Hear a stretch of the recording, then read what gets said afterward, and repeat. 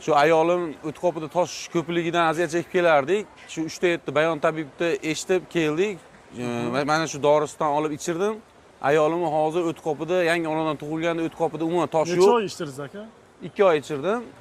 Shu bayon tabibga rahmat aytgani keldim.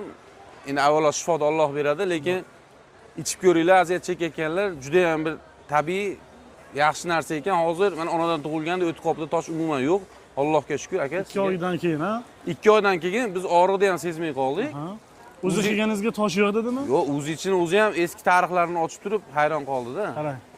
Assalomu alaykum birodarlar. Mana ko'ryapsizlar, o'sha o't qopidagi toshlarni pirisib bermasdan maydalab tushirib beradigan giyohimiz.